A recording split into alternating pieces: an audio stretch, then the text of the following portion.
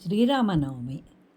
ಯುಗಗಳು 4: ಕೃತಯುಗ, ತ್ರೇತಾಯುಗ, ದ್ವಾಪರಯುಗ, ಕಲಿಯುಗ. ರಾಮಾಯಣ ನಡೆದದ್ದು ತ್ರೇತಾಯುಗದಲ್ಲಿ. ರಾವಣ ಬ್ರಹ್ಮನನ್ನು ಕೊಲ್ಲಲು ದೇವಾನುದೇವತೆಗಳೆಲ್ಲರೂ ನಾರಾಯಣನ ಬಳಿಗೆ ಬಂದು, ನೀನೇ 4 ರೂಪಗಳಲ್ಲಿ ಈ ಕಾರ್ಯವನ್ನು ನಡೆಸ್ಕೊಡ್ಬೇಕು ಅಂಥೇಳಿ ಪ್ರಾರ್ಥನೆಯನ್ನು ಮಾಡಿದಾಗ, ನಾರಾಯಣನು ಶ್ರೀರಾಮನಾಗಿ, ಆದಿಶೇಷನು ಲಕ್ಷ್ಮಣನಾಗಿ, ಗರುಡನು ಭರತನಾಗಿ, ವಿಶ್ವಕ್ಸೇನನು ಶತ್ರುಘ್ನರಾಗಿ ಅಯೋಧ್ಯೆಯಲ್ಲಿ ದಶರಥನ ಮಕ್ಕಳಾಗಿ ಜನಿಸ್ತಾರೆ. ಶ್ರೀರಾಮಾಯಣದ ಕರ್ತೃ ವಾಲ್ಮೀಕಿ ಮಹರ್ಷಿಗಳು. ಇದು ಆದಿಕಾವ್ಯ ಹಾಗೂ ಧ್ವನಿಕಾವ್ಯ. ಅಂದರೆ ಮೇಲ್ನೋಟಕ್ಕೆ ಒಂದು ಭಾವ ವ್ಯಕ್ತವಾದರೂ ಒಳಗಿನ ಧ್ವನಿ ಬೇರೆ ಸೂಚಿಸುತ್ತೆ. ಇದನ್ನು ಇಂಗ್ಲೀಷ್ನಲ್ಲಿ ಬಿಟ್ವೀನ್ ದ ಲೈನ್ಸ್ ಅಂತ ಹೇಳ್ತಾರೆ. ಇದರಲ್ಲಿ ಒಟ್ಟು 24,000 ಶ್ಲೋಕಗಳಿವೆ. ಆದ್ದರಿಂದ ಇದು ಅತ್ಯಂತ ಶ್ರೇಷ್ಠವಾದ ಗ್ರಂಥವಾಗಿದೆ. ಇದರಲ್ಲಿ 7 ಕಾಂಡಗಳಿವೆ: ಅಯೋಧ್ಯಾಕಾಂಡ, ಬಾಲಕಾಂಡ, ಕಿಷ್ಕಿಂಧಾಕಾಂಡ, ಅರಣ್ಯಕಾಂಡ, ಯುದ್ಧಕಾಂಡ, ಉತ್ತರಕಾಂಡ. ಹೀಗೆ ಕಾಂಡ ಅಂತಂದರೆ ಗೆಣ್ಣು. ಹೇಗೆ ಕಬ್ಬಿನ ಜಲ್ಲೆಯಲ್ಲಿ ಎಲ್ಲ ಭಾಗವೂ ಸಿಹಿಯಾಗಿರುತ್ತದೆಯೋ ಅದೇ ರೀತಿಯಾಗಿ ಇಡೀ ರಾಮಾಯಣದಲ್ಲಿ ಎಲ್ಲಿ ಓದಿದರೂ ಅದನ್ನು ಆಸ್ವಾದಿಸುವಂತಿದೆ. ಇಡೀ ರಾಮಾಯಣವು ನವರಸಭರಿತವಾದದ್ದು. ಯುದ್ಧದಲ್ಲಿ ವೀರರಸ, ಸೀತೆಯಲ್ಲಿ ಶೃಂಗಾರ ರಸ, ಸೇತು ನಿರ್ಮಾಣವನ್ನು ವಾನರರ ಸಹಾಯದಿಂದ 7 ದಿನಗಳಲ್ಲಿ ನಿರ್ಮಿಸಿದ್ದು ಅದ್ಭುತ ರಸ, ಖರದೂಷಣರೆಂಬ 14,000 ರಾಕ್ಷಸರನ್ನು ಕೇವಲ 45 ನಿಮಿಷಗಳಲ್ಲಿ ರಾಮನೊಬ್ಬನೇ ಕೊಂದಿದ್ದು ಬೀಭತ್ಸರಸ, ಋಷಿ ಮುನಿಗಳೊಂದಿಗೆ ಶಾಂತಿರಸ. ಲವಕುಶರು ರಾಮಾಯಣ ಗಾನವನ್ನು ಮಾಡ್ತಾ ಇದ್ದಾರೆ. ರಾಮನೇ ಆಶ್ಚರ್ಯದಿಂದ ಕೇಳ್ತಾ ಇದ್ದಾನೆ. ಸೀತೆಯ ಅಪಹರಣವಾದಾಗ ತನ್ನಿಂದ ಏನಾದರೂ ಕೆಟ್ಟ ಕೆಲಸಗಳಾಗಬಹುದು ಅಂತ ಹೇಳಿ ಭಯಪಡ್ತಾನೆ. ಹೀಗೆ ನವರಸಗಳಿಂದ ಕೂಡಿದೆ ರಾಮಾಯಣ. ಈ ರಾಮಾಯಣ ನಡೆದು ಯುಗಗಳೇ ಕಳೆದಿದ್ದರೂ ಇಂದಿಗೂ ರಾಮಾಯಣವನ್ನು ಹೇಳ್ತಾ ಇದ್ದಾರೆ ಅಂತಂದರೆ ಸಾವಿರಾರು ಜನರು ಬರ್ತಾರೆ. ಏಕೆಂದರೆ ಇದರಲ್ಲಿ ಬಹಳಷ್ಟು ಮಾನವೀಯ ಮೌಲ್ಯಗಳು ಅಡಗಿವೆ. ಮೊದಲನೇದಾಗಿ ಪಿತೃವಾಕ್ಯ ಪರಿಪಾಲನೆ. ಇಲ್ಲಿ ರಾಮನದೇನೂ ತಪ್ಪಿಲ್ಲ. ಆದರೂ ತನ್ನ ತಂದೆಗೆ ಕೆಟ್ಟ ಹೆಸರು ಬಾರದಿರಲಿ ಅಂತ ಹೇಳಿ ಕಾಡಿಗೆ ಹೋಗ್ತಾನೆ. ಸಂಸ್ಕೃತದಲ್ಲಿ ದಂಡ ಅಂತಂದರೆ ಶಿಕ್ಷೆ. ಅದನ್ನು ಅನುಭವಿಸಲು ಕಾಡಿಗೆ ಹೋದ್ದರಿಂದ ದಂಡಕಾರಣ್ಯ ಅನ್ನುವಂಥ ಹೆಸರು ಬರುತ್ತೆ. ನಾವು ಯಾವಾಗಲೂ ಪಾಸಿಟಿವ್ ಥಿಂಕಿಂಗ್ ಅಂತ ಹೇಳ್ತಾ ಇರ್ತೇವೆ. ಇಲ್ಲಿ ರಾಮನಿಗೆ ಶಿಕ್ಷೆ ವಿಧಿಸಿದಾಗ ರಾಮನು ತನ್ನ ಚಿಕ್ಕಮ್ಮನಾದ ಕೈಕೇಯಿ ಬಳಿಗೆ ಬಂದು ನಮಸ್ಕರಿಸಿ, ಅಮ್ಮ, ನೀನು ಎಷ್ಟೊಂದು ಕರುಣಾಮಯಿ, ನನಗೆ ಕಾಡಿಗೆ ಹೋಗುವಂತಹ ಸುಲಭ ಸಾಧ್ಯವಾದುದನ್ನು ಹೇಳಿ ತಮ್ಮನಾದ ಭರತನಿಗೆ ರಾಜ್ಯ ಭಾರವನ್ನು ವಹಿಸಿರುವೆ ಅಂತ ಹೇಳ್ತಾನೆ. ಮೂರನೆಯದಾಗಿ ರಾಮ ಸ್ಥಿತಪ್ರಜ್ಞನು. ಬೆಳಿಗ್ಗೆ ಎದ್ದಾಗ ನಿನಗೆ ಪಟ್ಟಾಭಿಷೇಕ ಅಂತ ಹೇಳ್ತಾರೆ, ರಾತ್ರಿಗೆ ನೀನು ಕಾಡಿಗೆ ಹೋಗು ಅಂತ ಹೇಳ್ತಾರೆ. ರಾಮ ಎರಡನ್ನೂ ಸಮಾನವಾಗಿ ಸ್ವೀಕರಿಸ್ತಾನೆ. ರಾಮ ಹಾಗೂ ಸೀತೆ ಒಬ್ಬರ ಮನಸ್ಸನ್ನು ಅರಿತು ಬಾಳ್ತಾ ಇರ್ತಾರೆ. ಆದ್ದರಿಂದಲೇ ಆದರ್ಶ ದಂಪತಿಗಳಾಗ್ತಾರೆ. ರಾಮ ಹನುಮರ ಸಂಬಂಧ ಸ್ವಾಮಿ ಸೇವಕ ಹೇಗಿರಬೇಕು ಅಂತ ತೋರಿಸುತ್ತೆ. ರಾಮ ಲಕ್ಷ್ಮಣ ಭರತ ಶತ್ರುಘ್ನರು ಒಂದೇ ತಾಯಿಯ ಮಕ್ಕಳಂತೆ ಬಾಳಿ ಭ್ರಾತೃ ಪ್ರೇಮವನ್ನು ಜಗತ್ತಿಗೆ ತೋರಿಸಿದ್ದಾರೆ. ರಾಮ ಸುಗ್ರೀವರು ಉತ್ತಮ ಸ್ನೇಹಿತರಾಗಿರ್ತಾರೆ. ಅಷ್ಟೇ ಅಲ್ಲದೆ ಇಡೀ ರಾಮಾಯಣವು ತ್ಯಾಗಮಯ.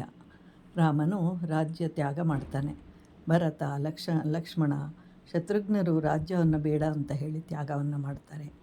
ರಾಮ ಕಾಡಿಗೆ ಹೋಗ್ತೇನೆ ಅಂತ ಹೇಳಿದಾಗ ಸೀತೆ ರಾಮನೊಂದಿಗೆ ಕಾಡಿಗೆ ಹೋಗಿ ಪತ್ನಿ ಧರ್ಮವನ್ನು ಆಚರಿಸುತ್ತಾ ರಾಜವೈಭೋಗವನ್ನು ತ್ಯಜಿಸ್ತಾಳೆ. ಕೈಕೇಯಿ ರಾಮನಿಗೆ ಮಾತ್ರ ಶಿಕ್ಷೆಯನ್ನು ವಿಧಿಸ್ತಾಳೆ. ಆದರೆ ಲಕ್ಷ್ಮಣನು ರಾಮನೊಂದಿಗೆ ಕಾಡಿಗೆ ಹೋಗಿ ತಾನೂ ರಾಜ್ಯವನ್ನು ತ್ಯಜಿಸ್ತಾನೆ.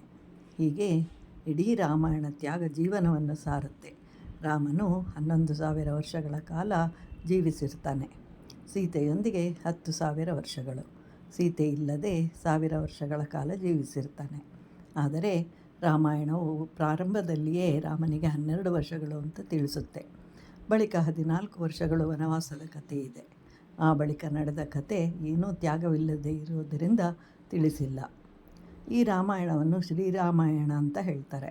ಶ್ರೀ ಅಂದರೆ ಲಕ್ಷ್ಮಿ. ಸುಂದರಕಾಂಡದಲ್ಲಿ ರಾಮನ ಪ್ರಸ್ತಾಪವೇ ಇಲ್ಲ. ಆದರೆ ಸೀತೆಯ ಪ್ರಸ್ತಾಪವಿಲ್ಲದೆ ಕಾವ್ಯವಿಲ್ಲ. ಆದ್ದರಿಂದ ಶ್ರೀರಾಮಾಯಣ ಅಂತ ಹೇಳ್ತಾರೆ. ಕೇವಲ ಸುಂದರಕಾಂಡ ಓದಿದರೆ ಸಾಕು ಕೆಲಸಗಳಾಗತ್ತೆ ಅಂತ ಹೇಳ್ತಾರೆ. ಆದರೆ ಅದು ಹಾಗಲ್ಲ.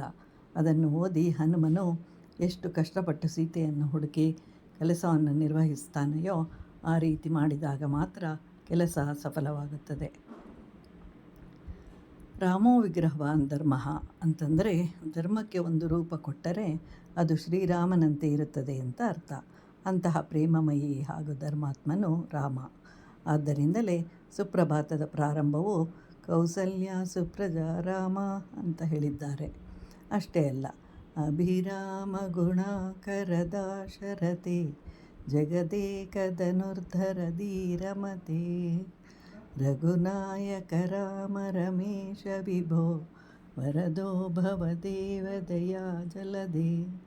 ಅಂದರೆ ಅಭಿರಾಮ ಅಂತಂದರೆ ಎಲ್ಲ ಗುಣಗಳನ್ನು ಒಪ್ಪಿಕೊಳ್ಳುವಂತಹದ್ದು. ಆಕರ ಅಂತಂದರೆ ನಿಲಯ, ಅಂದರೆ ಎಲ್ಲವೂ ಒಳ್ಳೆಯ ಗುಣಗಳೇ. ಸಮುದ್ರ ಅಂತಂದರೆ ಕೋಟ್ಯಾನುಕೋಟಿ ರತ್ನಗಳಿಗೆ ನಿಲಯ ಅಂತ ಅರ್ಥ. ದಾಶರಥಿ ಅಂತ ಕರೆದರೆ ರಾಮನಿಗೆ ಬಲು ಪ್ರೀತಿ. ಆದ್ದರಿಂದ ಕವಿ ಆ ಪದವನ್ನು ಬಳಸಿದ್ದಾರೆ. ರಾಮ ಅತ್ಯಂತ ಸುಂದರನಾಗಿರ್ತಾನೆ. ಆದ್ದರಿಂದ ಪುರುಷರು ಸಹ ಅವನನ್ನು ವ್ಯಾಮೋಹಿಸ್ತಾ ಇರ್ತಾರೆ. ಅದೇ ರೀತಿ ಶರಭಂಗರ ಕತೆ. ರಾಮನಾಮದ ಮಹತ್ವವನ್ನು ಹೇಳ್ತಾರೆ. ರಾ ಅಂದರೆ ನಾವು ಮಾಡಿದ ಪಾಪಗಳೆಲ್ಲವೂ ಹೋಗುತ್ತೆ. ಮಾ ಅಂದರೆ ಸಾಕು, 2 ತುಟಿಗಳು ಮುಚ್ಚಿಕೊಳ್ಳುತ್ತದೆ. ರಾಮನಾಮದ ಬಗ್ಗೆ ಕತೆಗಳನ್ನು ಹೇಳ್ತಾರೆ.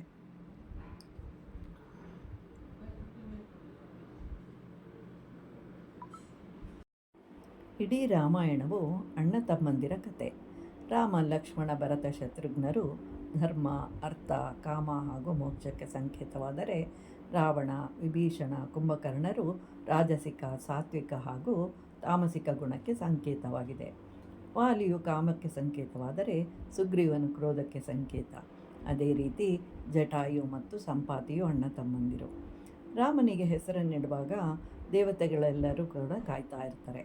ಆಗ ವಸಿಷ್ಠರು ಆಕಾಶದ ಕಡೆಗೆ ನೋಡ್ತಾರೆ. ಅಲ್ಲಿ ನಾರಾಯಣ ಹಾಗೂ ಮಹಾದೇವನು ಕಾಣಿಸಿದಾಗ ನಾರಾಯಣನ ಹೆಸರಿನಿಂದ 2ನೇ ಅಕ್ಷರವಾದ ರಾ ಅನ್ನುವ ಅಕ್ಷರವನ್ನು, ಮಹಾದೇವನಿಂದ ಮೊದಲ ಅಕ್ಷರವಾದ ಮಕಾರವನ್ನು ತೆಗೆದುಕೊಂಡು ರಾಮ ಅಂತ ಹೆಸರನ್ನು ಇಡ್ತಾರೆ. ಲಕ್ಷ್ಮಿಯನ್ನು ಅನುಸರಿಸುವವರು ಲಕ್ಷ್ಮಣ ಎಂದು, ರಾಜ್ಯಭಾರ ಹೊರುವವನು ಭರತ ಎಂದು, ಶತ್ರುರಹಿತನು ಶತ್ರುಘ್ನ ಎಂದು ಹೆಸರುಗಳನ್ನು ಇಡ್ತಾರೆ. ಆದರೆ ರಾಮನನ್ನು ಶ್ರೀರಾಮಚಂದ್ರ ಅಂತ ಹೇಳ್ತಾರೆ. ಯಾಕೆ ಅಂತಂದರೆ ರಾಮನು ಬೆಳಗಿನ ವೇಳೆಯಲ್ಲಿ ಜನಿಸಿದನು. ಬಹಳ ಸುಂದರನಾಗಿರ್ತಾನೆ.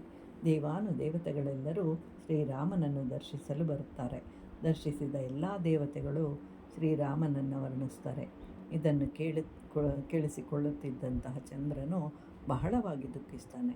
ಬೆಳಗಿನ ವೇಳೆಯಲ್ಲಿ ತಾನು ರಾಮನನ್ನು ನೋಡಲು ಸಾಧ್ಯವಿಲ್ಲ ಅಂತ. ಆಗ ರಾಮನು ಚಂದ್ರನಿಗೆ, ನೀನು ದುಃಖವನ್ನು ಪಡಬೇಡ, ನಿನ್ನನ್ನು ನನ್ನ ಪಕ್ಕದಲ್ಲಿಯೇ ಇಟ್ಕೊಳ್ತೇನೆ ಅಂತ ಹೇಳಿ ಅಂದಿನಿಂದ ಶ್ರೀರಾಮಚಂದ್ರನಾಗ್ತಾನೆ. ಈ ದಿನ ರಾಮನನ್ನು ಪೂಜಿಸಿ ರವೆಯಿಂದ ತಯಾರಿಸಿದ ಸಿಹಿ ಪದಾರ್ಥವನ್ನು ನೈವೇದ್ಯ ಮಾಡ್ತಾರೆ.